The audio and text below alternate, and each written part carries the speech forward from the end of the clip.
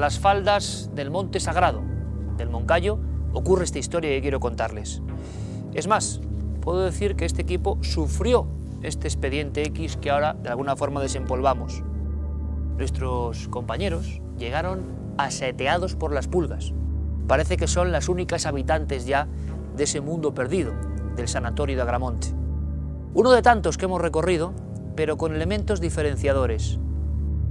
Son muchos los testigos de los acontecimientos de todo tipo, algunos inexplicables, que al parecer siguen produciéndose, pero además le agregamos una situación de la que no somos muy amigos, tengo que decirlo, que es completar nuestra pesquisa con alguien sensitivo.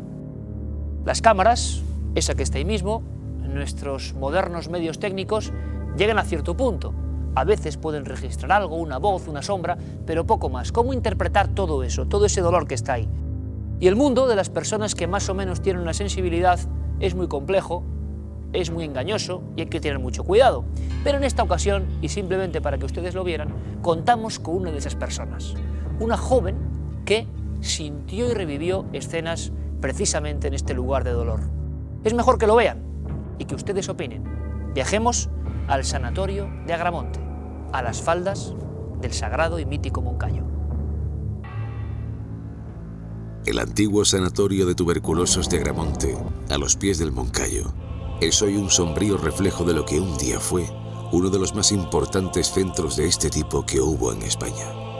Su derruida capilla es para muchos vecinos de la comarca el albergue de las últimas ánimas que se resisten a partir hacia el otro mundo.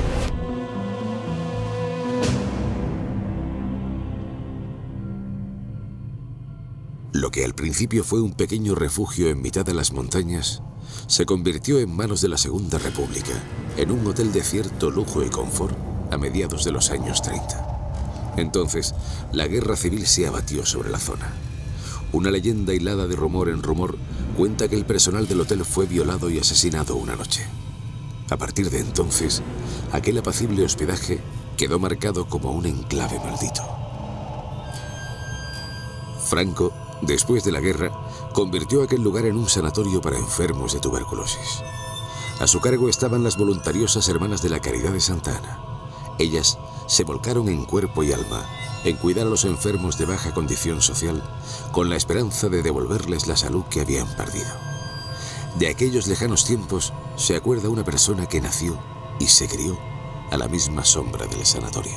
A las 12 tocaba una campanita que hay allí a la derecha, que era la entrada de las hermanas, y entonces a las 12 las hermanas se retiraban a la oración y era el momento en que las enfermas o enfermos tenían una hora de paseo libre, o sea, salían del sanatorio, daban un paseo, entonces hay un margen, que todavía hay hitos que los separan, hasta donde podían llegar paseando, por lo menos para evitar el contacto con los visitantes. A pesar del aislamiento, aquí tenían buenos quirófanos y médicos para ofrecer las mejores condiciones posibles a los que se ahogaban en espasmos, carcomidos por el bacilo de Koch.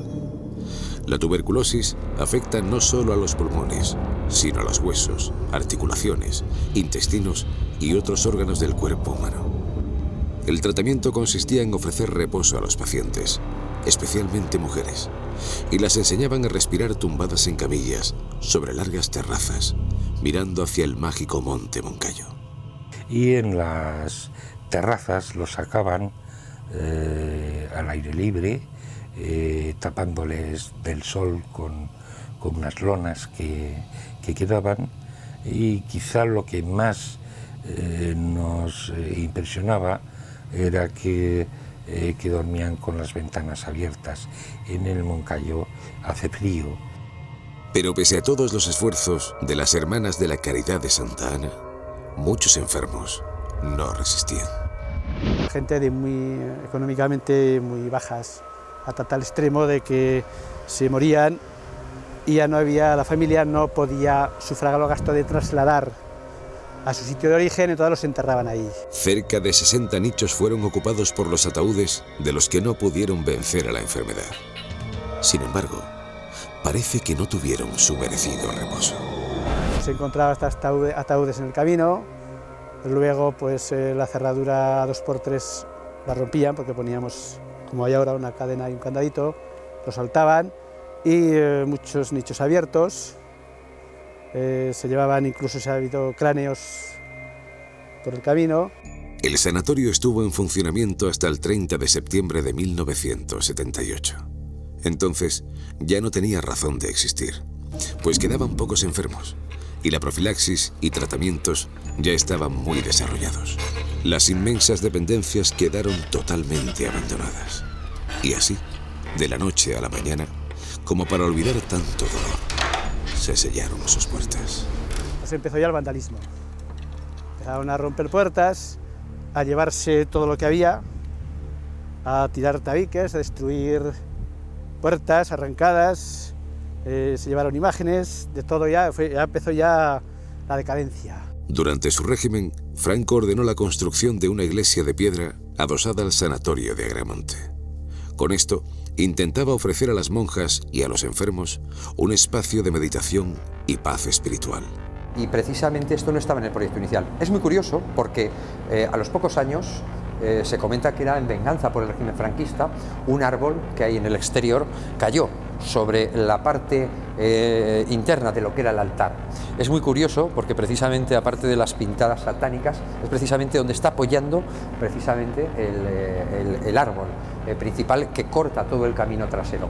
O sea, no tenía que estar este sitio aquí y curiosamente cayó un árbol. Por suerte no hubo ninguna desgracia. En los años 50, el entonces niño Miguel Ángel Garós sufrió una terrible e imborrable experiencia. Se encontraba en un campamento de vacaciones justo enfrente del sanatorio, cuando todo sucedió. Concretamente, yo fui víctima de un acontecimiento estando en el campamento. Una noche que hacía mucho frío, la tienda estaba completamente cerrada, dormíamos seis niños, teníamos 11 años, y de repente empecé a despertarme porque con un palo me estaban golpeando las piernas. Empecé a gritar, desperté a los compañeros de la tienda, los compañeros de la tienda llamaron a los responsables del campamento y bueno, pues lo cierto es que llevaba las piernas con moraduras, me llevaron a una especie de tiendas que había como de pseudoclínica para que me tranquilizasen. Era imposible porque la tienda estaba cerrada y pudo parecer una pesadilla, pero sí que las piernas se me quedaron con la señal de los golpes. Como se dice en estas casualidades, al mes justo me quedé paralítico en las piernas. Hoy, Miguel Álvarez considera aquella dolorosa experiencia como una desgraciada premonición de la poliomielitis que había de contraer con secuelas de por vida. La historia de este físico nos impresionó. Sin embargo, aún nos quedaban muchos misterios por descubrir en este entorno olvidado y fúnebre.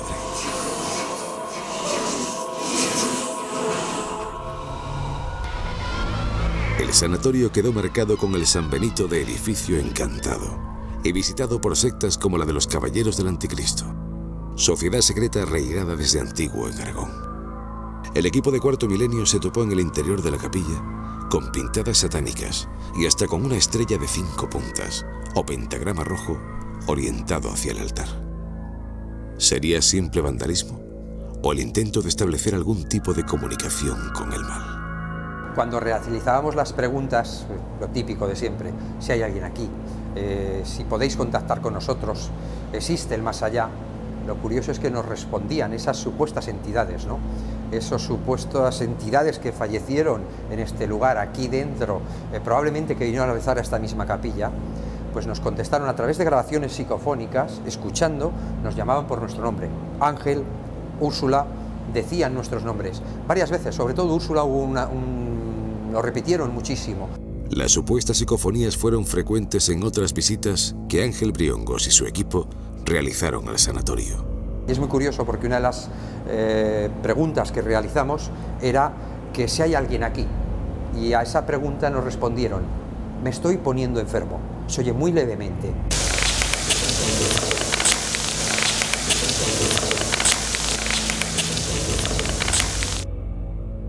Otros investigadores fueron invitados por esas voces desconocidas a marcharse del sanatorio.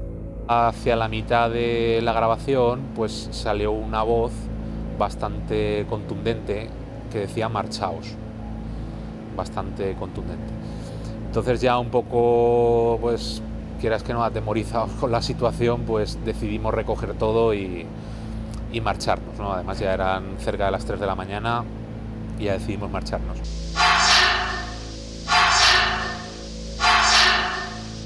Otra de las cosas muy curiosas, hoy porque es un día que está haciendo viento, pero cuando está totalmente calmado, hoy sí que podemos oír las ventanas, los golpes de las puertas al cerrarse, sobre todo las ventanas, pero en días calmados, que no solo escuches golpearse una ventana, sino como si alguien estuviera golpeando fuertemente la pared, que tiembla, parece que tiembla el propio edificio, lo escuchamos. Eso también está grabado, se oye muy levemente porque se oye en la lejanía.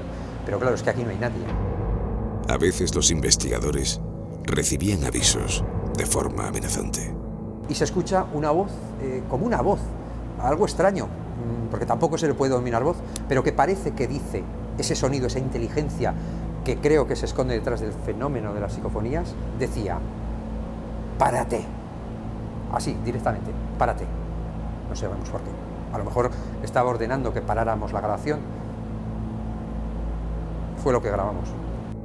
En otras ocasiones, las voces y gritos, solo audibles tras la grabación, alertaban a los investigadores. Y entonces una de las noches que estuvimos aquí, pues nos pusimos primeramente a grabar aquí en la capilla y ya pues nos salió una psicofonía que ya la habréis escuchado, que decía no podéis vernos. Esa psicofonía salió a raíz de que nosotros estábamos manipulando un poco lo que eran las cámaras fotográficas, las cámaras de vídeo, pues para poner un poco a punto los aparatos y poder hacer una pequeña grabación.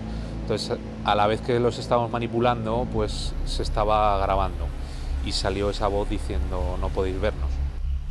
El equipo de Cuarto Milenio, gracias a la autorización del Ayuntamiento de Tarazona, pasó todo un día y una noche en el sanatorio de Agramonte.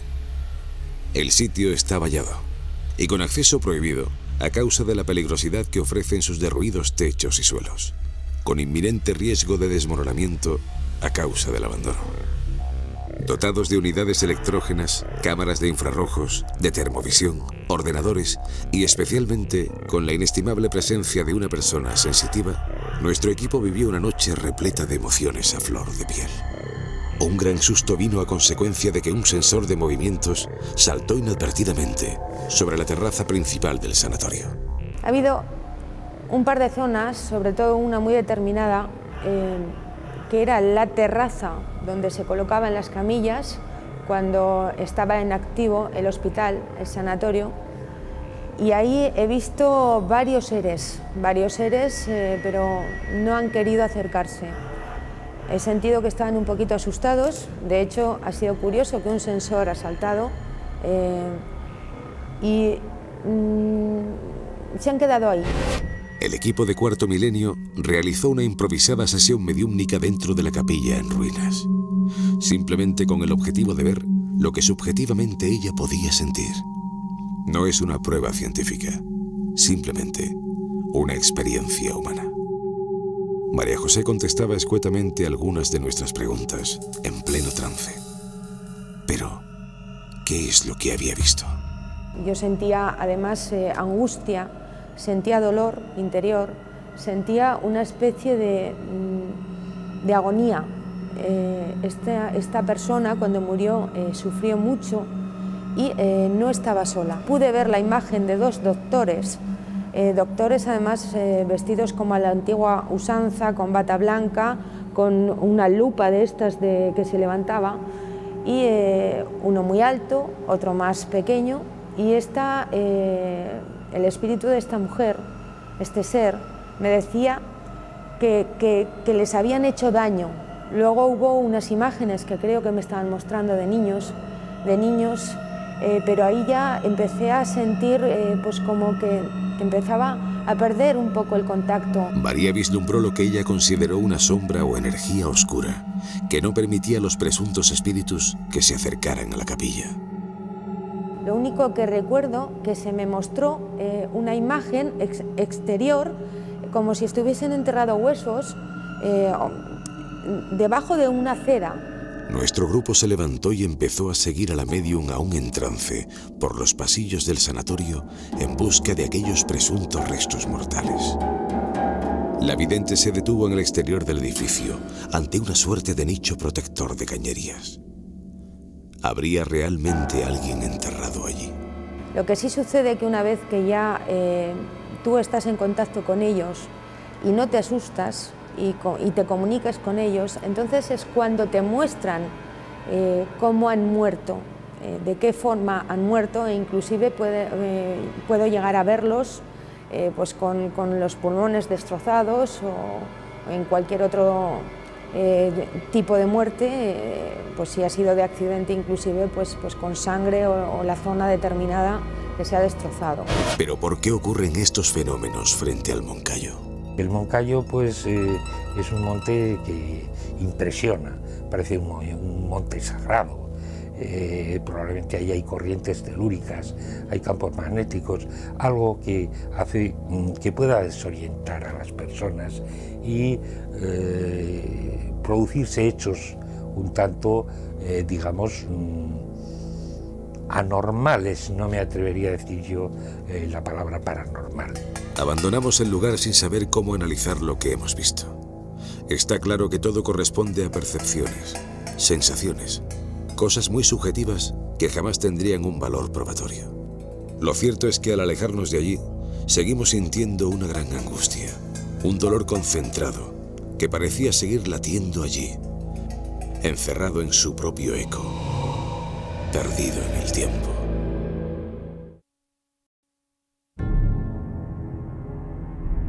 Podríamos decir, y creo que no nos equivocaríamos, al afirmar que en cada región española existe por lo menos, un edificio marcado, y me refiero, por supuesto, a hospitales.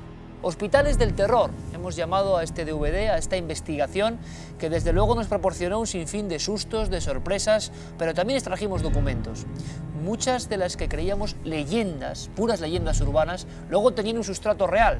Y sobre todo había muchos grupos de investigación que acudían a las viejas ruinas, porque siempre son lugares abandonados, donde luego ocurrían cosas. A veces solo paranormales, pero también a veces, Carmen, se encontraban testimonios, documentos gráficos, listas, informes que nos demostraban que aquí habían sido hospitales de auténticamente tenebrosos, llenos de misterio y también de sustos. Parece que además todos estos hospitales los abandonan y dejan todo lo que hay dentro de ellos, incluidos informes de algunos pacientes, de algunos enfermos. Por eso hemos encontrado en muchos de ellos hasta lista de las compras con lo que tenían que hacer para ese mes, lo que tenían que comprar. También algunos informes médicos que nos decían, pues en los casos de que eran hospitales de tuberculosos, la enfermedad que padecían y el tratamiento al que tenían que ser sometidos. Pero justamente en estos edificios, algunos de ellos tenebrosos, como el de Tarrasa, pues se vivieron cosas bastante espectaculares, desde movimientos de objetos hasta respiraciones que no sabían de dónde venían, e incluso aparecían figuras que parecían lanzarse literalmente desde las ventanas de ese esqueleto que quedaba ya arquitectónico. Sí, señor, esqueleto arquitectónico que además tenía unos patios, el patio de los suicidas se habló. ¿Verdad? No. Bueno, quedan personas que estuvieron allí ingresadas. Sebastián Darbó, investigador célebre de estos fenómenos, estuvo allí y nos hizo un recorrido más o menos por dentro, lo que se vivía. Hubo historias que creíamos que eran solo propias del cine, pero allí se creía en ellas. La enfermera de la muerte, por ejemplo.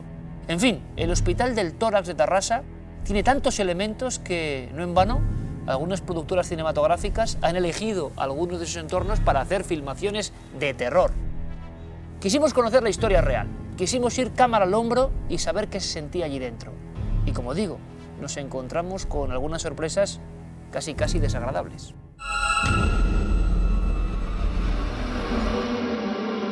La aventura de la historia de Cuarto Milenio está ya muy próxima a los 60 programas. Y todo este equipo ha aprendido una lección muy interesante, que el misterio es escurridizo, que no se deja atrapar tan fácilmente, que da igual que utilicemos tecnología antigua o la más moderna, que es muy rara la ocasión en la que podemos enfrentarnos a eso, a lo desconocido, a lo extraño, a lo inexplicable, y lo podemos capturar. Nuestra misión es enseñárselo, pero muy pocas veces podemos lograrlo. Nos quedamos con una sensación de impotencia. Parece que solo algunas personas, y solo en ciertos momentos, son capaces de ver lo imposible. Sin embargo, hemos tenido suerte, hay que decirlo. Hemos tenido suerte. Juan Jesús Vallejo, bienvenido, buenas noches. Hemos tenido suerte y hemos sido testigos de lo inexplicable, Iker. En un lugar, desde luego, que yo no sé si tú pasarías una noche así alegremente.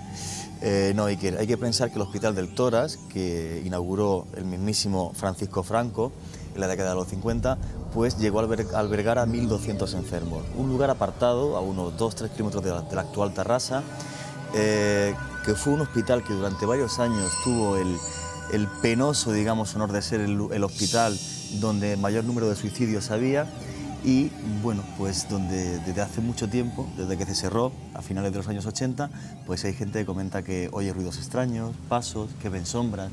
En este caso es un lugar donde se han obtenido una gran cantidad de psicofonías, pero jamás pensaba el equipo de Cuarto Milenio que estando allí, Iker, podíamos ser testigos de eso inexplicable, y es que tú dejes un cassette grabando o grabadoras digitales y una voz que nosotros en ningún momento escuchamos, pues se grabe y registre un mensaje que la verdad que nos desconcertó.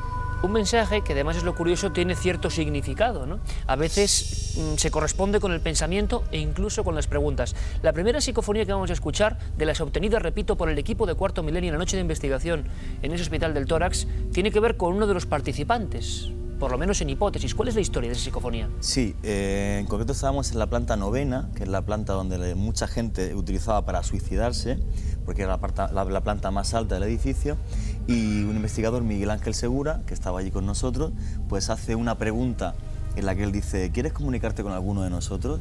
Y en ese momento una voz inaudible para nosotros deja grabado en la cinta: a ti, Miguel. A ti, Miguel. Silencio absoluto, imagino. Todas las condiciones de seguridad en uno de estos experimentos. Vamos a escucharla, Juanje.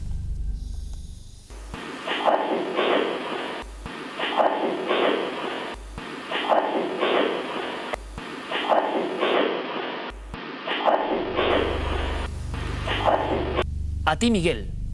Ocurría en esa 9ª planta, Hospital de Tarrasa. Pero hubo más, e incluso añadiendo mayor graduación al dramatismo, ¿no?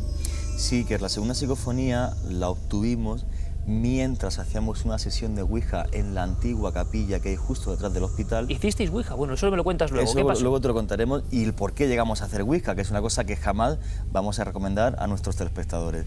El caso es que haciendo una Ouija dejamos también unos cassettes grabando por si alguna extraña voz aparecía allí, y efectivamente aparece una extraña voz muy cerca del patio que utilizaba la gente para suicidarse desde esa 9ª planta, justo en la iglesia, como comentaba antes, una voz que dice: ¿puedo inmolarme?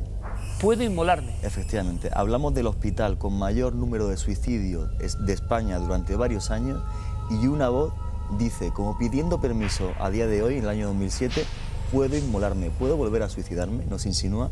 Yo sinceramente me quedé perplejo cuando después la escuché. Vamos a escucharla.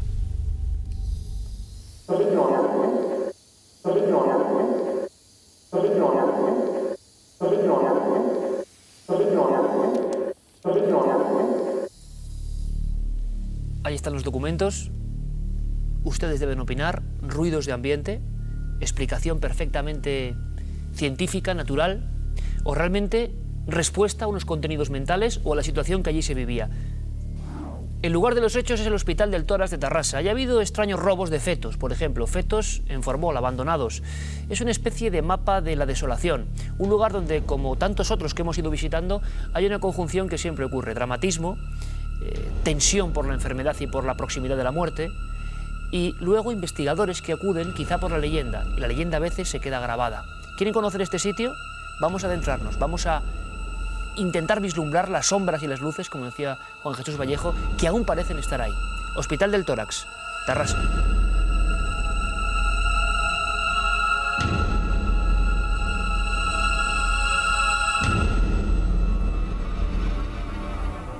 Las ruinas del viejo Hospital del Tórax de Tarrasa se levantan hoy como monumento a un lúgubre pasado. Situado a escasos kilómetros de la industriosa ciudad catalana, durante décadas fue un sanatorio para enfermos víctimas de dolencias pulmonares que se situó en un lugar apartado por el miedo que había ante el posible contagio. Un gueto de la muerte en el que miles de personas perecieron.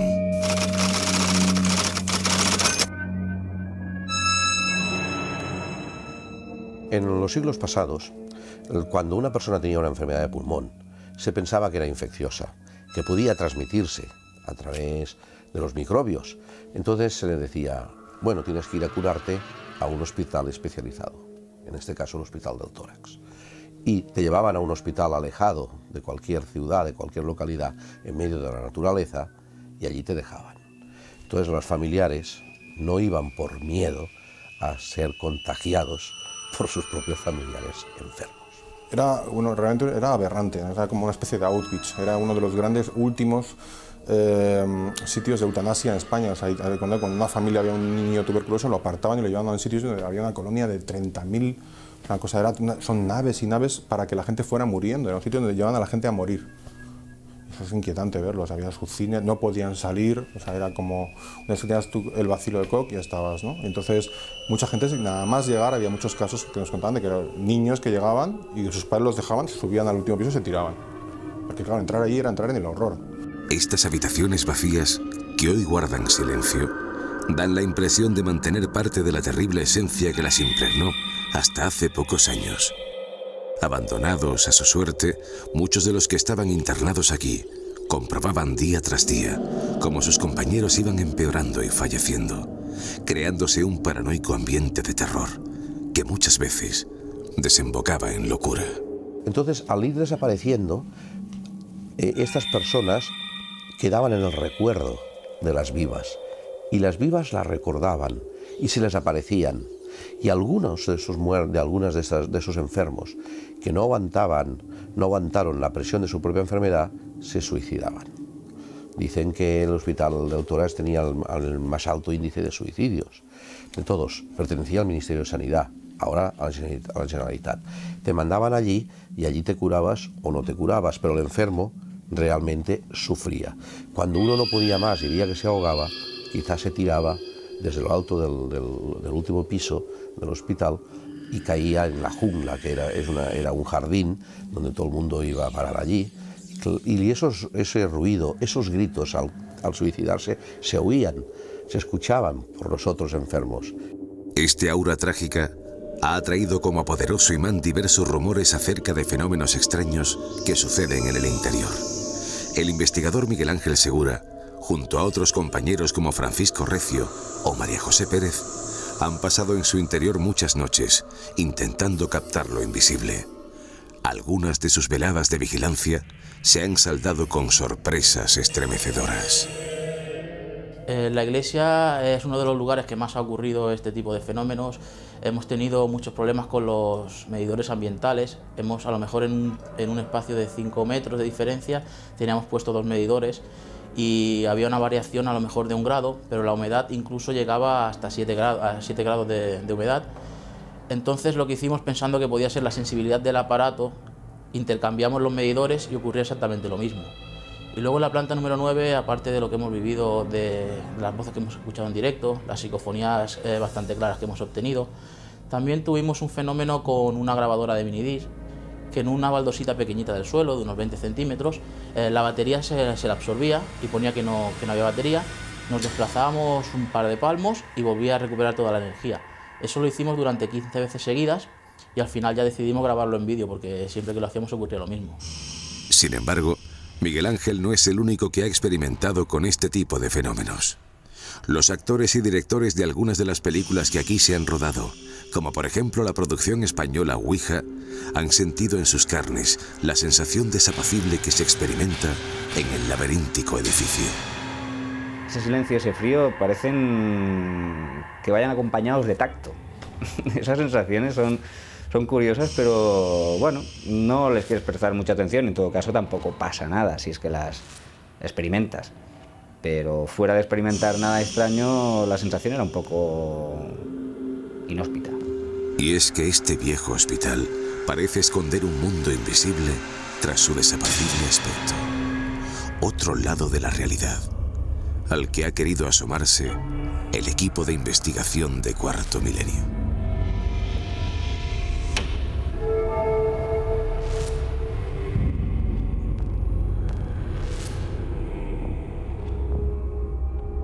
Este es el lugar, el Hospital del Tórax de Tarrasa, un enclave desde luego siniestro, con mucha historia. Y es casualidad, o no, que hayamos recibido varias cartas de personas que no sabían que íbamos a hacer este reportaje y que habían estado allí, algunos trabajando. Es el caso de Óscar León, que nos enviaba un mensaje, y es curioso porque en algunas frases se destila perfectamente la esencia de este sitio sombrío.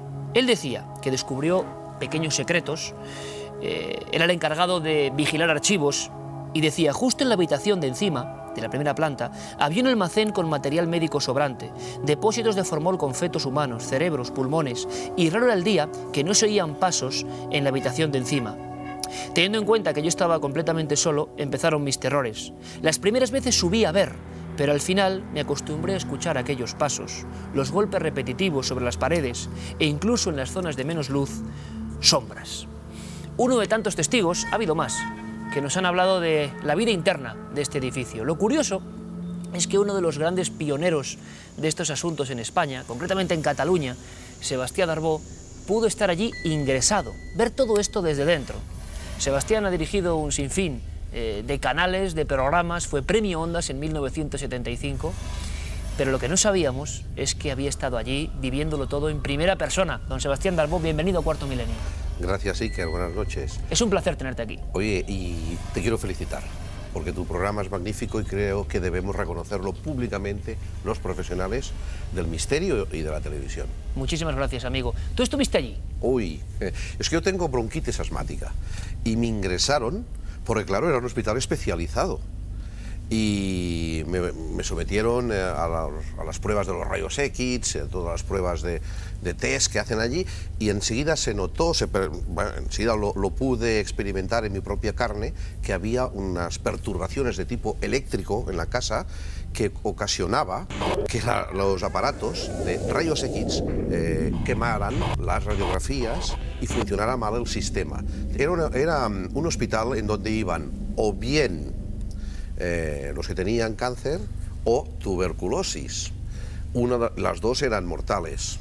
Algunos se ha salvado, y ahora desde luego el cáncer de pulmón ahora te puede salvar, pero no entonces, en los 70, 80, 60, no te podía salvar. Entonces, ¿sabes lo que ocurría? Que tú veías en una sala de pacientes a ciertas personas y a la semana siguiente ya no estaba, ya faltaba uno, o faltaba dos, o podían faltar tres. Eso ocurre mucho en hospitales de este tipo, ¿no? Donde hay gente terminal, que va faltando personal, van faltando enfermos, compañeros, y claro, los que se quedan vivos, los que están vivos piensan, bueno, el próximo seré yo.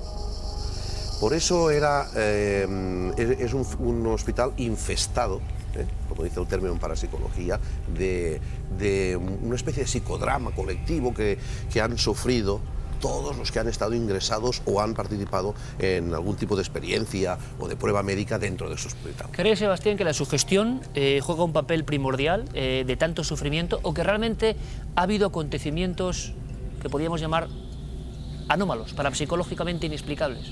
Sí, allí han habido dos tipos de fenómenos. Uno es el puramente sugestivo a partir de un psicodrama, porque los que bebían allí y bebían mucho tiempo, se les aparecían personajes, por ejemplo la enfermera de la muerte, o se les aparecía un hombre en la jungla, que era una especie de jardín donde caían todos los que se suicidaban tirándose desde el noveno piso. Un piso. ¿Era tan habitual eso, Sebastián? Sí, porque la gente sufría. Vamos a ver, parece ser que ese hospital tiene el índice de suicidios, o tenía, más alto, ¿no?, de todos los que habían en Cataluña. Entonces, ¿por qué? Porque la gente sufría. En aquellos momentos estas enfermedades eran incurables y como era gente de enfermedades que no se podían curar y se temía que eran infecciosas, muchos familiares dejaban allí al enfermo y ahí te quedas. Estaba en medio de un campo, ¿no? Y claro, ¿esa gente qué iba a hacer? Sola, una enfermedad grave, veía que el otro faltaba, el otro padecía. Al final, en un momento de flaqueza, de tipo psicológico, de tipo moral incluso, pues podían tirarse. De aquí que la jungla esa que le llamaban a ese jardín donde iban cayendo, se produjera una aparición recurrente, porque realmente era recurrente, ya que era la imagen de un enfermo que se le veía pasear por el jardín arrastrando un aparatito de estos, de un aparato de respirar, un tropicano de estos, ¿no? Arrastrando el aparatito por el pobre jardín, pero un enfermo que no existía. Por lo tanto, podría ser una especie de egregor montado por el psiquismo de todos los que allí bebían este caldo de cultivo, y entre todos ellos formaban estas especies de apariciones espectrales que no faltan. ¿Muchos testigos, Sebastián? Pues sí, han habido bastantes. Tenemos que tener en cuenta que el índice de vida de una persona allí, o el tiempo que permanecía allí, una persona era de 1 año, como término medio. Por lo tanto, no todos viven para contarlo. Pero mientras estabas allí, hablabas con personas que te explicaban historias, ¿no? Que veían. Si quieres te explico lo de la enfermera de la muerte. No, eso explícamelo luego, porque luego incluso vamos a verlo recreado, lo que veían estos enfermos. Sebastián estuvo allí y pudo hacer una investigación, aunque él estaba como paciente, desde dentro, repetimos. Por lo tanto, su experiencia es muy profunda. Sin embargo, también tenemos a otro buen amigo, compañero de este equipo de Cuarto Milenio, nuestro experto en parapsicología, Santiago Vázquez. Santiago, buenas noches. Buenas noches, Iker. Y yo creo que tenemos de nuevo todos los elementos de ese extraño puzzle de los fenómenos singulares de la parapsicología, uno detrás de otro. Lugar de dolor, lugar de muerte, lugar de desesperación, todo concentrado en un sitio aislado. También con capilla. Tú avisabas que estos lugares también tienen un componente religioso importante. Una vez más, está todo perfectamente alineado. Sí, es un puzzle de piezas que encajan perfectamente, porque encontramos, por un lado, como tú dices, esa concentración de tanto dolor. Sabemos que muchos fenómenos paranormales van unidos a esa concentración del dolor, pero hay un dato que lo ha mencionado Sebastián, que son los suicidios. Esto no hay que perderlo de vista, porque sabemos, según la casuística, que es muy frecuente en lugares donde ha habido suicidios que se produzcan fenómenos de tipo paranormal. Ese es un dato que debemos reseñar, como también aparecen en psicofonías. Raudivet tenía una, por ejemplo, el padre Leo Smith, sacerdote, voces de supuestos suicidas que habían acabado con su vida y que se manifiestan en una grabación para decir que se han quedado vinculados a ese lugar donde se han quitado la vida. Desde luego que aquí vamos a decir que rompemos una lanza en favor de todas las personas que han trabajado en este hospital, que seguro que lo han hecho lo mejor posible, y que quizá algunos datos que estemos dando no se pueden corroborar. Lo que hay es una serie de leyendas, de rumores, y claro, como era de puertas adentro, tampoco podemos decir que fueron unos u otros, pero sí parece que hay datos para pensar que había muchos suicidios. Si la estadística no falla, o sea, años 60, 70, el hospital con mayor índice de suicidios de España. Ah, eso está comprobado. Eso está comprobado, o sea, eso está comprobado, es así, y que se suicidaban en ese patio, no el 100%, pero sí la gran mayoría de ellos. Eso está comprobado, Sebastián lo puede comentar, además que estuvo allí como enfermo, y yo, por ejemplo, pues con la madre de Miguel Ángel Segura, que es uno de los investigadores con los que estuvimos allí, en 3 meses hubo 3 suicidios en el tiempo que ella estuvo. O sea, son datos que sí he podido corroborar allí. Vamos a hacer una cosa, tenemos un poco ya situado el marco de operaciones de la investigación de Cuarto Milenio. Luego, con nuestros invitados de excepción, vamos a esbozar, si es posible, una investigación en vivo, sobre todo en torno al material que más puede sorprender, que en este caso son las psicofonías, porque todas, Santiago, Sebastián, parecen tener un tono muy parecido, parecen también transmitir el mismo dramatismo y, como diría el gran Germán de Argumosa, ese tono y timbre característico. Podemos poner la mano en el fuego porque son psicofonías, bueno, las del equipo, desde luego, porque allí estaba Juan G. Vallejo y las pudieron grabar. Vamos a analizarlas con todos ustedes, vamos a ver qué escuchan también ustedes, y lo que ahora vamos a hacer es pasar puertas adentro, viajar dentro de ese misterioso enclave, Hospital del Tórax. Allí estuvo el equipo de Cuarto Milenio. Lo que les pasó fue esto. Abriéndonos paso entre los escombros, guiados tan solo por nuestras linternas, penetramos en lo más profundo de este edificio marcado por la tragedia. Vamos colocando diferentes aparatos de medición a la vez que nos ayuda una sofisticada cámara de visión nocturna, con la que podemos desplazarnos por las habitaciones más sombrías. La noche de investigación ha comenzado. Pues hemos traído diferentes soportes de grabación, tanto analógicos como digitales, en cinta convencional magnética y minidisc, para situarlos por el hospital y ver si podemos captar algún tipo de registro psicofónico.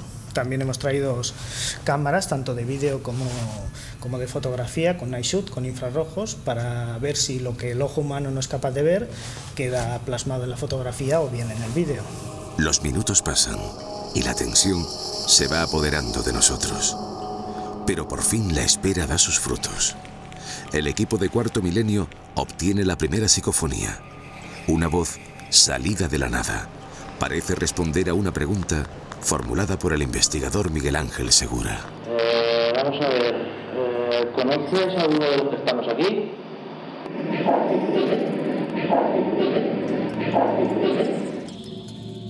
Tras pasar varias horas dentro del edificio, intentando realizar diferentes pruebas, nos trasladamos hasta la vieja iglesia que hay en la parte trasera del hospital. Allí, en la capilla, nos disponemos para realizar una sesión de Ouija, registrada en imagen y sonido. Las presuntas psicofonías son nuestro objetivo. Por eso, junto al tablero, dejamos nuestras grabadoras en marcha. La sesión transcurre en un denso ambiente de cierta tensión. No estamos tranquilos. A pesar de lo subjetivo de la Ouija y de nuestra experiencia en este tipo de lugares, las letras y supuestos mensajes, quizá fruto de la sugestión colectiva, parecen tener un solo fin: echarnos de allí. La Ouija empezó sin haber hecho ninguna pregunta. Fue ella espontáneamente que se puso a correr y con mucha fuerza, Durante toda la sesión fue muy fuerte. Ella nos quería gobernar a nosotros, digamos, ¿no? Y no nos hacía caso en las preguntas, nos echaba de aquí, que nos fuéramos todo el rato, y luego al final sí que se ablandó un poquito y bueno, cooperó un poco, ¿no? Pero en principio daba un poco de miedo porque no nos dejaba a nosotros guiar, digamos, la sesión, lo guiaba ella.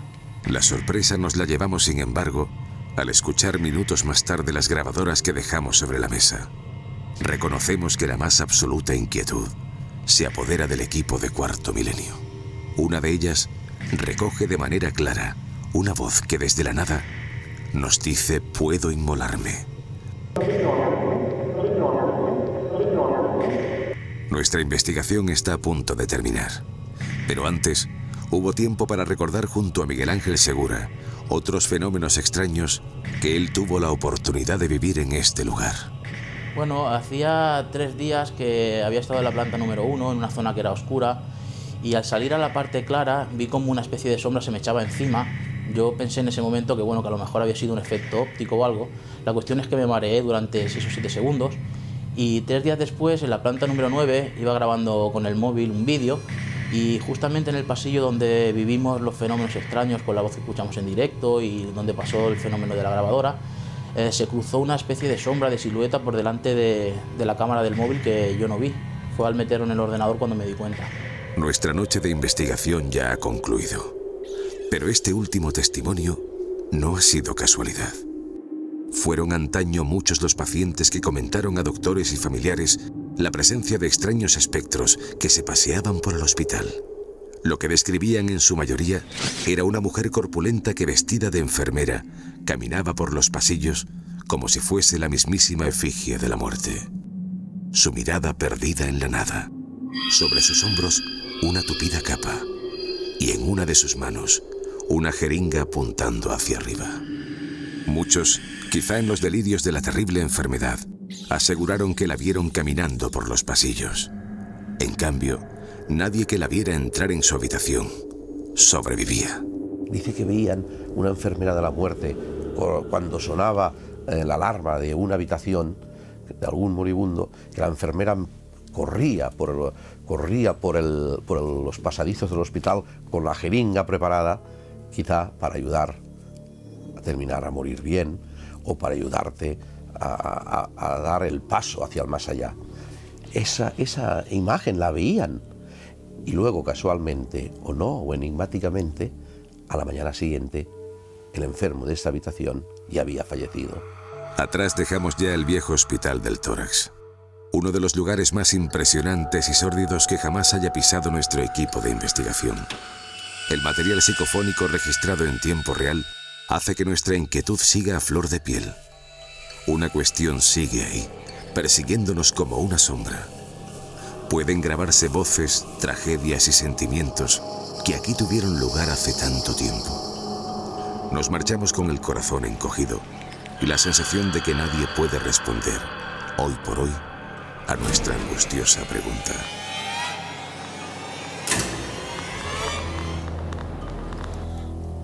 ¿Leyenda o verdad? Las historias de enfermeros espectrales o de extrañas visitas en algunos hospitales se repiten en todo el mundo. Este tipo de historias en hospitales componen una especie de limo primigenio, una especie de base de historias que habitualmente no abandonan esas puertas. En Tarrasa, sin embargo, han sido tantos los experimentos, las investigaciones, que muchas son casi públicas. Algunas, como la enfermera de la muerte. Sebastián, ¿tenemos que pensar también en la concentración de leyendas, de sugestión, o crees que realmente esta enfermera, incluso con una especie de jeringuilla, ¿realmente la vio alguien? Yo creo que es un arquetipo, ¿no? Existía allí una psicosis colectiva de todos los que estaban enfermos. Piensa que era gente que se ahogaba, hablabas con ellos y respiraban mal, estaban mal. Durante la noche en los hospitales, sobre todo antes, pitaba una alarma, alguna habitación pasaba algo, alguien se estaba ahogando y rápidamente pasaba una enfermera, esto seguro que sí. Ahora, que fuera con la jeringuilla, entra dentro del arquetipo.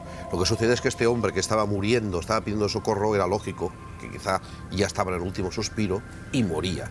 Y la enfermera iba a ayudar a que no muriera. Pero claro, como que ellos se encontraban tan mal y dentro de esa psicosis colectiva que tenían de muerte, porque realmente ese hospital es del horror y del terror, ellos pensaban, y ya está, ya le van a dar el pase al más allá. Y claro, cuando a la mañana siguiente el enfermo no estaba, ¿qué quieres que piensen los pobres enfermos? El próximo voy a ser yo. Las danzas macabras de siglos antiguos hablaban de la visita eterna de la calavera con la guadaña. De alguna forma, Sebastián, esto es una interpretación moderna de esa gente que sufría mucho y que veía que algo se aproximaba, que era el fin de sus propios días. Y lo veían, ¿eh? Y lo veían. Hay un dato más sobrecogedor en todo esto, Sebastián, que se recogió en las noticias. Van a ver enseguida un titular de prensa que habla del macabro robo de fetos. Robo de fetos, fue noticia en el año 2003. Realmente estaban los fetos, evidentemente. Sí. ¿Para qué se utilizaba esto?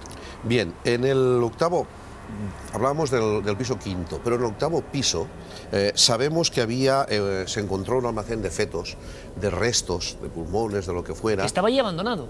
Allí, eso parece ser, se dejó allí. Cuando salieron, lo dejaron, abandonaron y lo dejaron.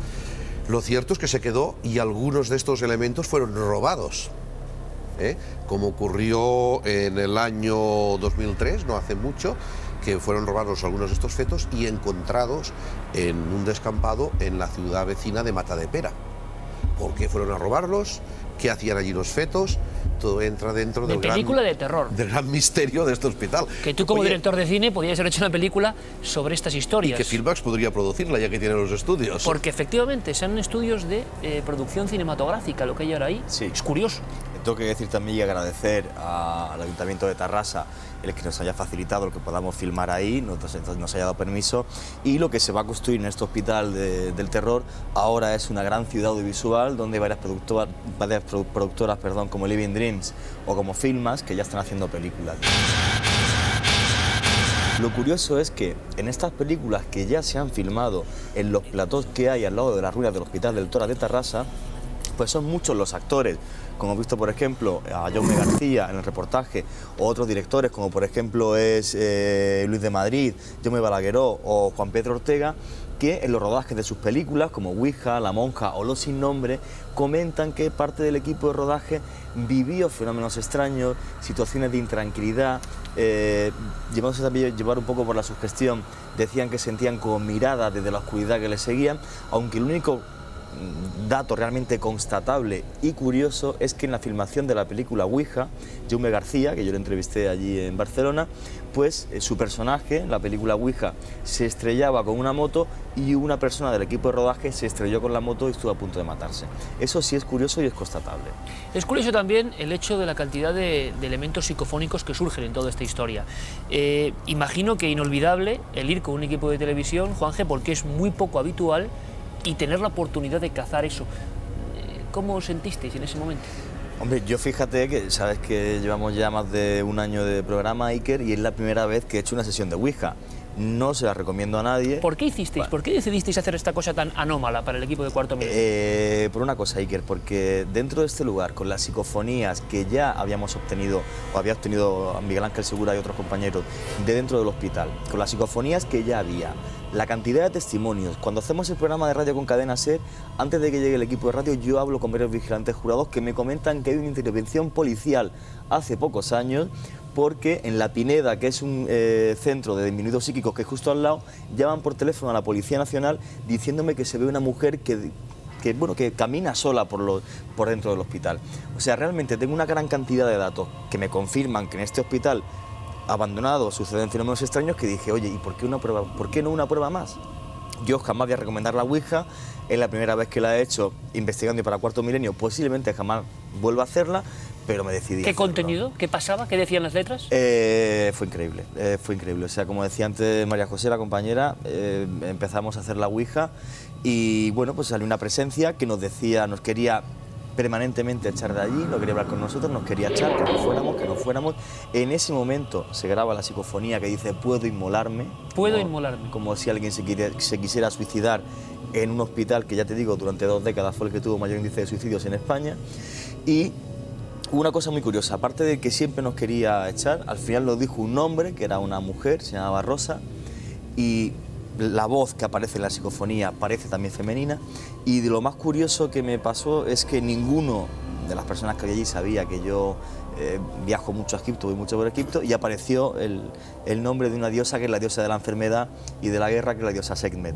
Yo no tenía absolutamente ni idea de que era la diosa Sekhmet, y yo he estado en la única capilla que queda de la diosa Sekhmet en el antiguo Egipto, justo en el templo de Karnak. Diosa de la enfermedad, la diosa Sekhmet, estamos viéndola con esa cara también enigmática. Lo que vamos a hacer ahora es una cosa muy interesante, que es escuchar no las psicofonías que pudo obtener nuestro compañero Juan Jesús Vallejo y los investigadores que pasaron la noche en el Hospital de Tarrasa, sino algunas de las más claras, y de verdad que son claras, por lo menos son contundentes, tienen un mensaje, obtenidas a lo largo de estos años de investigación por el equipo de Miguel Ángel Segura.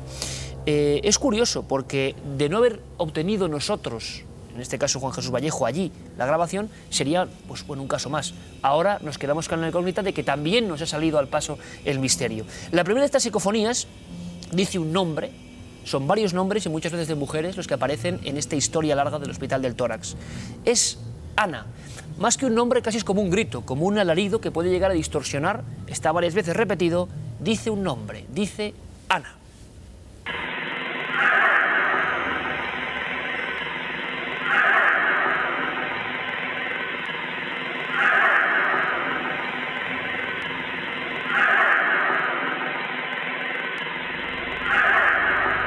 Un sonido que quizá tenga explicación por los simples juegos del viento, los golpes de las ventanas ya desvencijadas, quién sabe. Pero hay otras psicofonías, también en esta jornada obtenida por estos investigadores, que nos dejan si cabe más inquietos. Les invito a escuchar la siguiente, que además tiene que ver con ese tono de tristeza general que invade este enclave. Dice, déjame. Vamos a escucharla.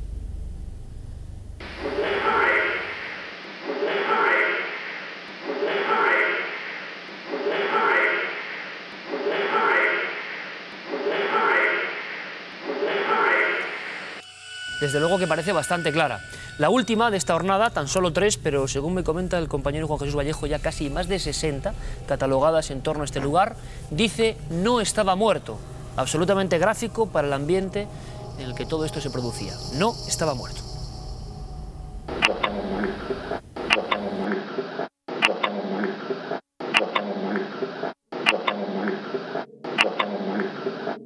Ahí estaban las 3 psicofonías, parafonías, voces de origen desconocido, como ustedes quieran llamarlas. No sabemos lo que es, quién las produce, pero testigo nuestro propio equipo. Santiago Vázquez, compañero, ¿es cierto que hay, o algunos parapsicólogos han hecho baremos para intentar medir o graduar las psicofonías? Sí, es cierto.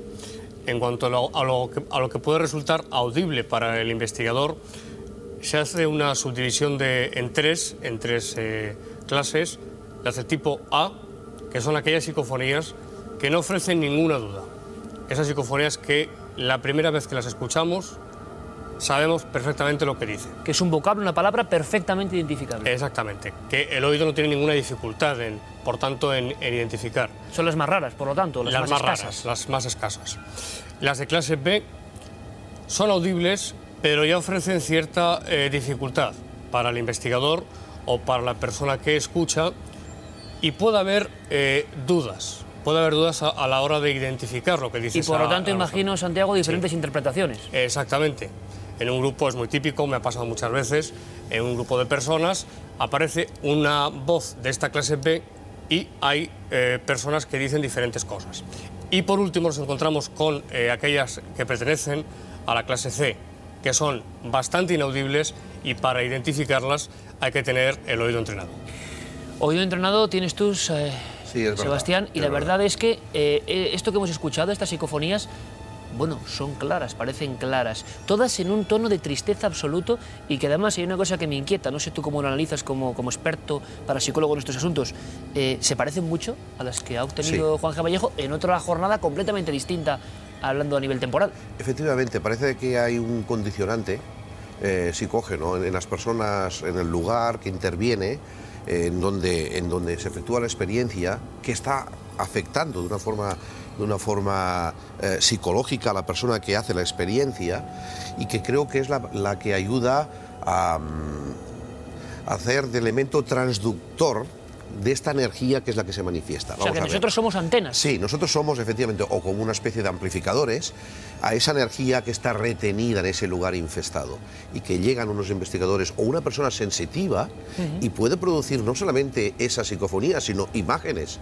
de seres que en algún tiempo estuvieron allí. Es muy curioso lo que dices, Sebastián, y abre un abanico amplísimo, como digo yo. Piensa que yo procedo del campo de la psicología. Claro, tú eres psicólogo, que personas pensando algo puedan casi generar eso, o puedan hacer más firme o más visible algo que está ahí siempre. Evidentemente esto es así. Nosotros cuando trabajamos en hipnosis, tú sabes que podemos quemar a una persona con un simple bolígrafo, ¿no? O ver alucinaciones o órdenes poshipnóticas de ir a hacer cosas como un autómata y volver.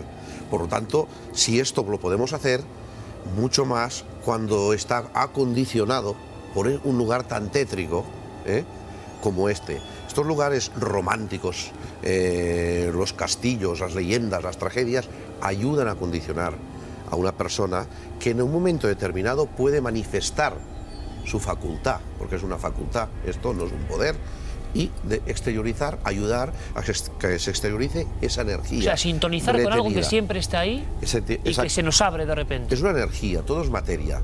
Y hay cosas que aunque no las podamos medir, sin embargo existen. Pues aquí ocurre algo parecido, que la transferencia psicógena, psíquica, de mente a mente o de mente a aparato, puede manifestar algo que tienes en tu subconsciente, que estás percibiendo, como aquel que se le aparece a la Virgen cuando va a Fátima y no se le aparece en medio de la Gran Vía, porque esto le condiciona. Y cuando va a un castillo, donde han habido la Torre de Londres, se le aparecen espectros, personas sensitivas. Entonces, alguno de vosotros en vuestras experiencias teníais allí una persona sensitiva, seguro. Santiago, creo que Juanje ha hecho una cosa que nunca debe hacerse, escuchar la psicofonía en el lugar. Sí. ¿Por qué es poco recomendable? No porque creo que nos vaya a atacar, sino por su gestión, imagino, ¿no? Claro, claro.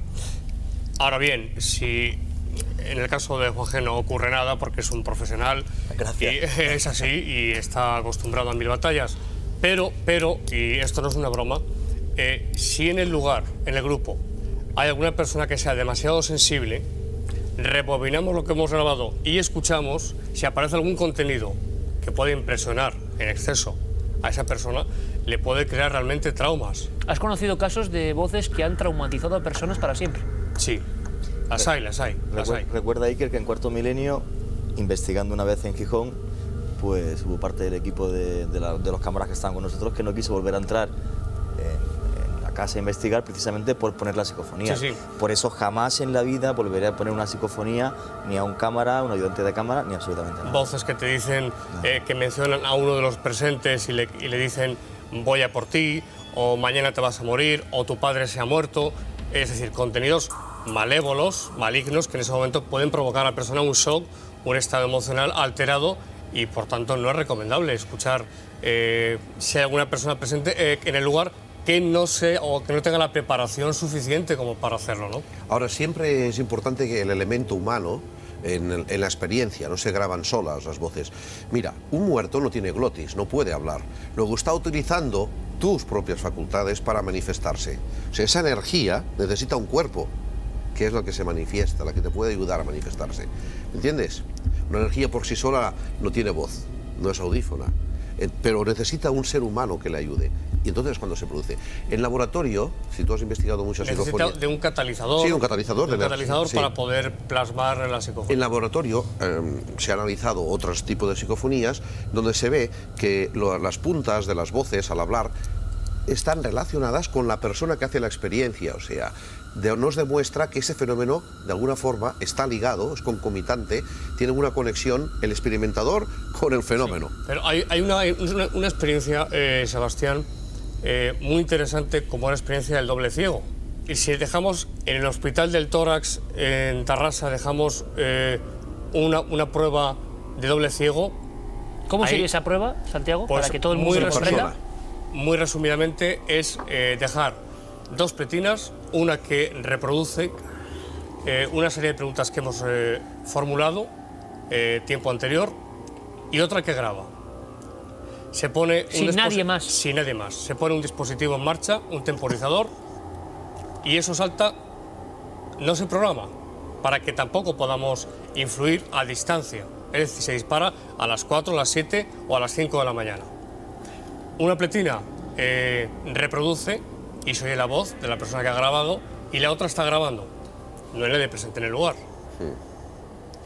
Experiencias. Sinesio Darnell tiene muy buenas experiencias de doble ciego. Claro. ¿Tú crees que saldría algo en este hospital en concreto? Por supuesto, no me cabe la menor duda. Sin intervención humana. Sin intervención humana. Para hacerlo. Lo que está muy claro, Santiago, Sebastián, Juanje, es que el debate se amplía, el debate incluso, como siempre, a nivel positivo y aportando datos, se complementa. Hay diferentes ideas y seguro que para muchos científicos mucho más ortodoxos esto no tiene ningún sentido y serán voces captadas de forma natural, que nosotros interpretamos quizá por la sugestión. Bueno, aquí planteamos todas las hipótesis, usted elige la que más le satisfaga. Sebastián Darbó, gracias por tu primera visita aquí al plató de Cuarto Milenio, que no sea la última. Oye, estoy agradecido a ti, a todo tu equipo y una vez más, primero agradecerte el interés que estáis mostrando y la divulgación que estáis haciendo de nuestros temas ocultos. Y segundo, felicitarte por el magnífico trabajo que estáis efectuando. Muchas gracias, Sebastián, de verdad, de todo corazón. Hay una frase de los filósofos griegos que podéis aplicar en ese programa y que podemos explicar a todos los telespectadores, que dice, sapere asaure, atrévanse a saber. Sí, señor.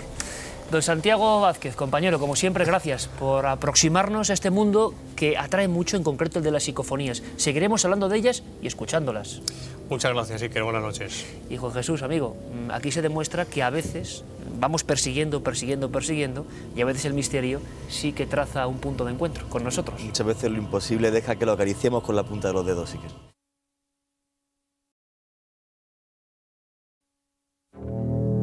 En nuestro caminar en busca de historias que ocurren en ciertos lugares hospitalarios, nos hemos encontrado con todo tipo de historias, incidentes y testimonios. Algunos más rotundos, otros más envueltos en la leyenda o en el rumor popular. Pero es curioso, casi siempre ocurre algo que es interesante reseñar. En un lugar de dolor, como es evidente, en un lugar donde la vida y la muerte pende de un hilo, a veces la práctica de ciertas artes espíritas provoca un cataclismo, desde luego, indeseado. Una ouija, una psicofonía, una invocación más o menos alegre, resulta que remueve algo que parecía latente, que estaba dormido y que de pronto se hace de nuevo evidente. Ocurrió en Granada. Era una historia que se rumoreaba, se contaba, se decía en cenáculos muy cerrados en esa ciudad maravillosa. Fuimos hasta allí y nos encontramos con algunas sorpresas y unas cuantas historias que quiero que recuerden con nosotros. La Cruz Roja, en esta ocasión, fue la protagonista. Hay lugares donde la noche es capaz de atraer lúgubres y oscuros recuerdos. Edificios que durante el día son un hervidero de actividad parecen revivir, al salir la luna, su más terrible pasado. Este es el caso del inmueble que alberga en la actualidad la sede de Cruz Roja en Granada, ubicado en un emplazamiento que desde siempre fue escenario de tragedia y fenómenos extraños.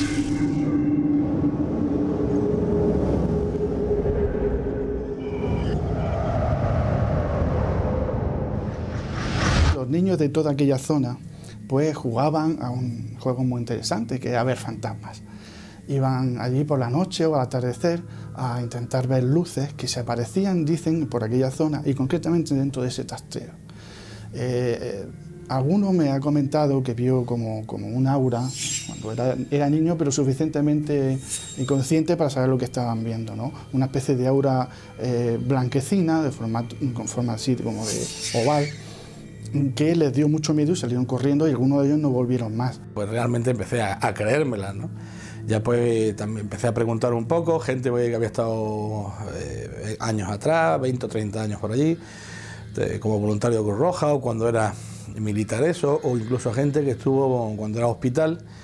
Y resulta que esa zona que se había aislado y compartimentado, pues había sido el tanatorio de allí, había sido donde los cadáveres del hospital pues los tenían los llevaban los cadáveres del hospital para luego trasladarlos al cementerio. Con el paso del tiempo, los fenómenos aparentemente insólitos que acompañaron desde antaño a este edificio parecían haber desaparecido. Hasta que la muerte de Miguel Ruiz, uno de los voluntarios que prestaba servicio a finales de la década de los 80 en el inmueble, desencadenó de nuevo todo tipo de sorpresas. Golpes, sonidos extraños, como en una ocasión que parece que como si hubieran apedreado una ventana, se rompieron todos los cristales y posteriormente una piedra rebotara entre el suelo haciendo un sonido muy característico.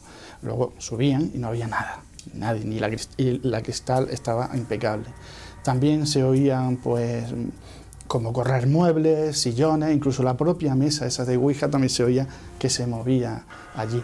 La paranoia colectiva que se organizó con las sesiones de Ouija llegó incluso a provocar que un grupo de muchachos grabaran a navaja sobre un tablón las letras y signos con las que se comunicaban con su compañero, muerto en un desgraciado accidente. Según los investigadores locales, la actividad paranormal fue creciendo, a la vez que las sesiones de espiritismo sin control aumentaban de manera exponencial. Pues cuando terminamos una vez de inventariar un almacén, de ponerlo todo en su sitio, salimos del almacén y nada más salir del almacén oímos pla, pla, pla, pla, pla y nos encontramos pues que parte de unas estanterías que estábamos recién puestas inventariadas, en sus cajas había todo caído al suelo. Una cosa que vamos, que si yo no hubiera estado ahí, pues no me lo hubiera creído tampoco, no me lo hubiera creído, ¿no? Y entonces, pues claro, ya es cuando pues toda esta historia, pues realmente empecé a creérmela, ¿no? Desde la dirección de Cruz Roja en Granada se ordenó a todos los trabajadores un tajante silencio.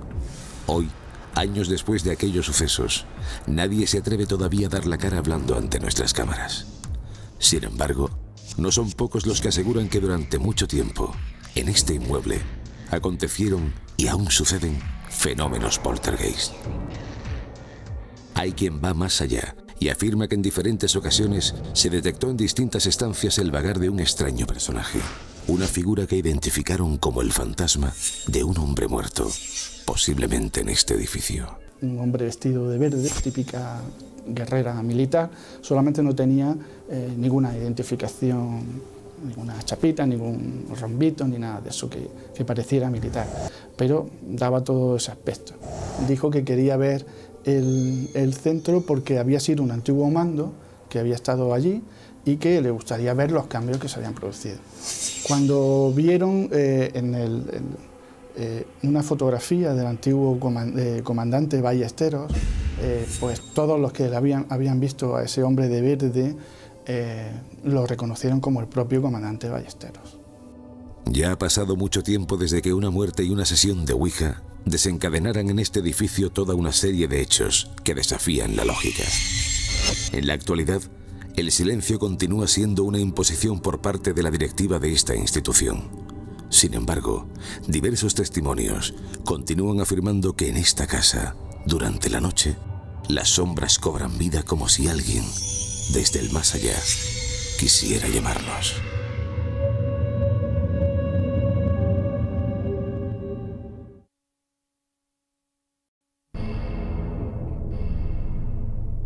El caso que nos va a ocupar en los próximos minutos tiene una doble vertiente sumamente interesante. Nos descubre uno de los acontecimientos más ensombrecidos de la posguerra en España, y en concreto en Andalucía, pero también la explosión, la tragedia, la muerte, el destrozo, nos revela otra situación, otra historia, otra leyenda o verdad no contada hasta el momento en que nos interesamos por ella. Les hablo de la Casa Cuna de Cádiz. Es curioso porque durante el 2007 realmente algunas películas que hablaban de orfanatos o de casas de huéspedes infantiles, como se llegaron a llamar, o de lugares donde se concentraban los expósitos, los niños huérfanos de la guerra, han sido origen de exitosas películas de terror. Pero cuando vean este reportaje y esta investigación, comprenderán que muchas veces la más pura realidad supera a cualquier recreación literaria o cinematográfica. Recuperamos para este reportaje algunas imágenes del pasado, imágenes que se reducían en ocasiones a cunas alineadas de niños en blanco y negro que nos miraban fijamente. Todo esto tenía un eterno secreto, una eterna historia que quizá clamaba desde algún punto del tiempo y el espacio para ser contada. La Casa Cuna de Cádiz y sus enigmas. Ya no podemos verla, pero su recuerdo permanece imborrable en todos y cada uno de los habitantes de Cádiz. La Casa Cuna de la ciudad andaluza acogió a niños abandonados durante varias décadas. Pero si permanece en la memoria de los gaditanos, no es solamente por las labores humanitarias que se prestaron en ella. Voces y risas de niños, y en ocasiones, visiones sencillamente impresionantes.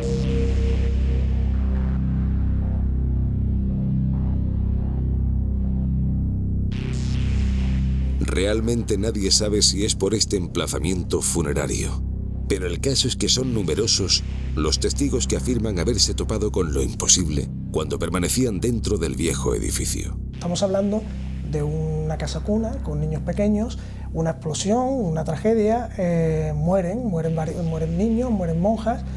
Al cabo del tiempo, en ese mismo lugar, construyen otra casa cuna, que luego pasa a ser colegio, hasta ha funcionado como colegio hasta el momento en que lo derrumban, y me llamó mucho la atención el tema de que los niños que allí estudiaban y tal, pues parece ser que decían que veían pues niños que podían ser los fallecidos de la explosión. Hoy en día ya nada recuerda el corretear de los muchachos en los patios de la vieja institución gaditana, desaparecida en el año 2001. Durante su demolición, ocurrió algo que estremeció a no pocos lugareños. Bajo los cimientos, en lo más profundo de la tierra, apareció una necrópolis romana, con más de un centenar de nichos. Una de las casualidades más sorprendentes es sin duda que algunos de los testigos de las supuestas apariciones fantasmales describen a la perfección algunos de los personajes que allí debieron morir en la trágica explosión de 1947. Yo vi pasar una especie de... parecía una monja. Me levanté, me fui para afuera, porque claro, yo lo veo a través de la cristalera de la radio, que la cristalera daba a la puerta de entrada. Pero fue mi sorpresa que miro para la izquierda y para la derecha y no veo a nadie. Los espectros parecen ser en apariencia y comportamiento un fiel reflejo de quienes un día caminaron por sus viejos pasillos y habitaciones antes de aquel último día. Lo asombroso es que la mayoría de los testigos no tenían información previa sobre las personas que allí vivieron. Esas visiones de Juan Andrés, de esas niñas con 8 o 9 años, que él decía que había visto, pero que él no sabía para nada la edad que tenían los fallecidos allí, pues resulta que efectivamente se corresponden con algunos de los muertos. Sin afirmar ni negar nada, solo podemos ser notarios y testigos de esta extraña realidad. ¿Quién sabe si esta historia es un indicio de la posible existencia de un punto donde el pasado y el misterio se unen formando un mundo de antiguos fantasmas que se desvaneció con la demolición del edificio? En el año 85 estábamos haciendo con un compañero un programa de radio y nosotros teníamos la radio en la primera planta del edificio que ahora han tirado, que ya no existe, el edificio central, y vimos pasar dos chiquillos De hecho nos levantamos porque era un sábado por la mañana, el colegio estaba cerrado una vez que había un ordenanza abajo, que es el que controlaba la entrada principal, que nada más que abría una puerta chica y normalmente no deja pasar a nadie. Nosotros vimos pasar 2 niños por delante de la puerta de la radio da un pasillo, tiene una escalera, es un edificio muy grande y salimos para afuera para ver por dónde habían entrado para echarlos a los niños. Entonces igual fue nuestra sorpresa de que ahí no vimos a nadie cuando salimos para afuera. Sin duda, la historia más trágica acontecida dentro del viejo edificio fue la terrible masacre que provocó la explosión de Cádiz en agosto de 1947. Fueron en total 18 niños, 9 niñas, 5 monjas y 12 sirvientas. 44 personas que fallecieron en apenas unos segundos, destrozados por la terrible onda expansiva que provocó la deflagración de más de 1000 minas submarinas. Una tragedia que marcó como un zarpazo la historia del viejo inmueble. Nos íbamos al sótano o nos metíamos en los cuartos de baño y hacíamos lo de la Biblia con la tijerita o cualquier cosa de esa. Y nos poníamos a hacer preguntas tontas, vamos, de niñas. Y las puertas se cerraban las ventanas y más de una vez hemos visto sombras así como de personas pasando. Y nosotros pensamos que una de ellas era una monja, porque se veía con sus trajes así antiguos y sus cosas. Y se escuchaban a niños pequeños llorar. No siempre, pero sí. Y una de las veces que hicimos eso en el sótano, una compañera mía, vamos, los ojos se le pusieron vueltos, tenía una expresión muy rara y nos fuimos de allí pitándola, dejamos a ella sola. ¿Quién sabe si cualquier otro día o cualquier otra noche, cuando ya nadie lo espere, estas entidades regresen para reclamar el espacio que un día les perteneció?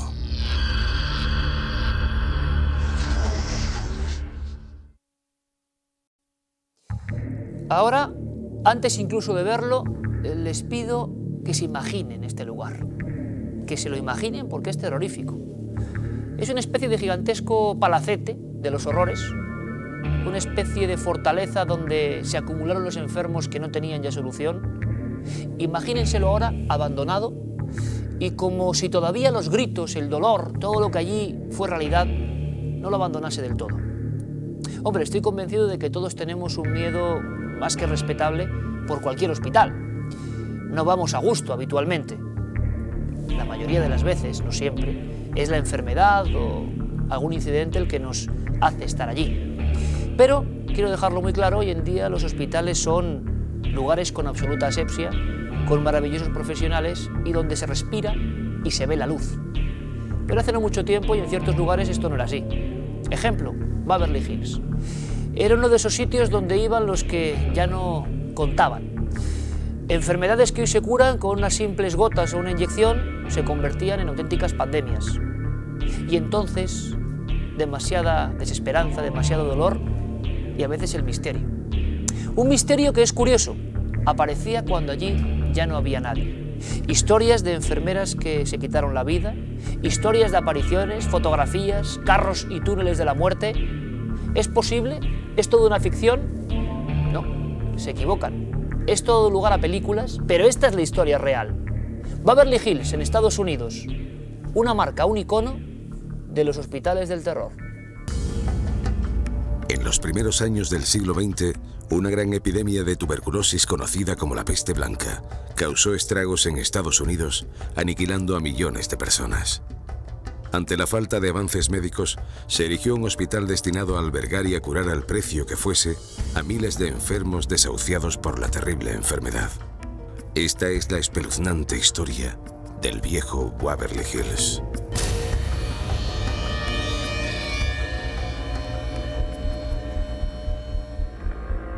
En 1926 abría sus puertas el hospital de Waverly Hills. Este sobrio edificio fue presentado en sociedad como el más avanzado de su época para combatir la devastadora plaga. Enclavado entre las montañas de Louisville, se alzaba imponente lo que para muchos moribundos constituía su única esperanza de vida. Miles de tísicos acudieron desde todos los rincones del planeta, unos en busca de cura y otros de un lugar donde morir. Waverly Hills se había convertido en todo un referente de la lucha contra la tuberculosis. Sin embargo, los resultados no llegaban. Cientos de pacientes perecían en las camas del hospital sin que los médicos pudieran hacer nada por sus vidas. La desesperada situación llegó a tal extremo que la dirección del hospital comenzó a experimentar con nuevas terapias para hacer frente a la peste blanca. Terapias que en muchos casos resultaban atroces. Te abrían la cavidad torácica, quitaban algunas costillas y la parte del pulmón que estaba en peores condiciones, esperando que el otro pulmón no se colapsara y recuperara.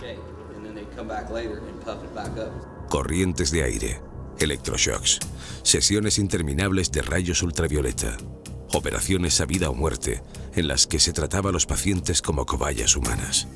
Prácticas crueles que acrecentaron la lista de fallecidos hasta hacerla interminable.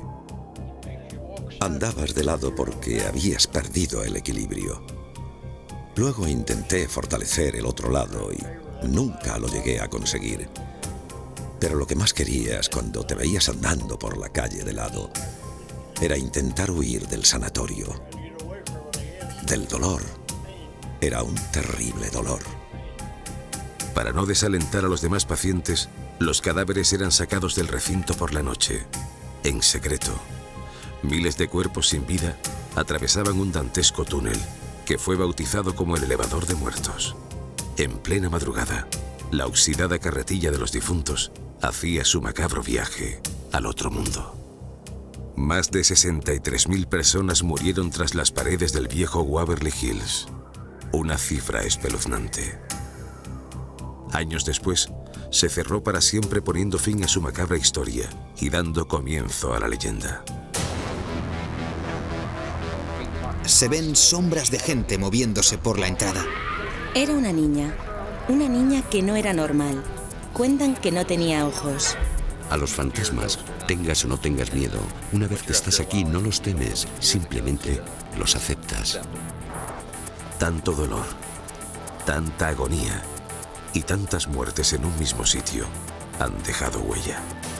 Una marca profunda e imborrable que aún sigue latiendo allí.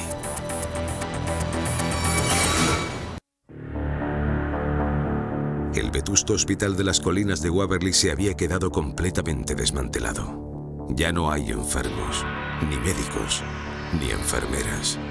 Donde antaño había camas y material quirúrgico, ahora se aglomeran polvo, ruinas y soledad. Sin embargo, algo parece latir en las entrañas del sanatorio. Las gentes de Louisville comenzaron de unos años a esta parte a ser testigos de extraños fenómenos. Se habla de unas misteriosas sombras altas y alargadas que deambulan por el interior como almas en pena. Las aterradoras visiones se suceden casi a diario, según los propios habitantes de la comarca. Todos los que atraviesan el umbral de la puerta del hospital de la colina perciben dos mismas sensaciones inequívocas: un inquietante frío y la terrible corazonada de que no están solos. Estábamos buscando las sombras. Yo estaba de apoyo. Y uno me dijo: no mires a tu izquierda, hay una justo ahí de pie a tu lado. Sentí mucho frío por el lado izquierdo de mi cuerpo. Hacía mucho frío. A la búsqueda de una explicación para esos fenómenos, pronto comienzan a propagarse historias de lo que ocurría de puertas para adentro en los años de las experimentaciones.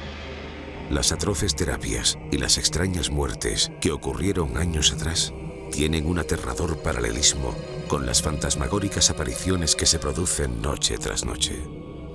Cuentan la historia de una niña que murió en extrañas circunstancias, víctima de los experimentos clandestinos practicados en el viejo sanatorio.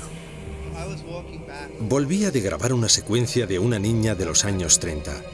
Me dirigí al lugar del rodaje y vi andando a lo largo del pasillo una figura borrosa que podría describir como una holografía. Era una niña pequeña vestida y entonces se adentró en la pared. Se llamaba Mary. Unos cuentan que se aparece porque solo quiere un compañero de juegos. Otros que busca respuestas a su cruel muerte, vagando por los oscuros pasillos como perdida en otra dimensión del tiempo.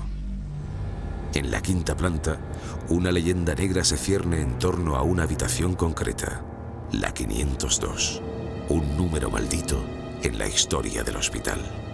Una extraña muerte se produjo tras esas puertas. Una enfermera apareció ahorcada en la estancia. Lo que sabemos con toda seguridad es que en 1926 una enfermera se ahorcó. La muerte se consideró un suicidio. Tenía 27 años, era soltera y estaba embarazada, razón por la que posiblemente se suicidó. De todas las leyendas que circulan por los pasillos de Waverly Hills, las más espantosas se centran en el llamado elevador de muertos. Ese lúgubre túnel por el que antaño fluyeron miles y miles de cadáveres, un pasaje repleto de almas que vagan buscando su sitio entre este mundo y el otro. Lo que hice fue lo siguiente. Íbamos andando por el túnel y yo llevaba la grabadora en la mano en este lado. Continuamos bajando y se podía oír gente respirar continuamente. Los investigadores locales han tomado el lugar como campo de operaciones y afirman que no hay un solo rincón del sanatorio en el que no habite lo paranormal. La peste blanca, los experimentos y la desesperanza se llevaron la vida de más de 60.000 personas, cuyas historias quedaron enterradas aquí para siempre. Pero no todas han caído en las redes del olvido. Algunas parecen seguir gritando su triste historia, y su eco retumba en la noche a lo largo y ancho de las viejas montañas de Louisville.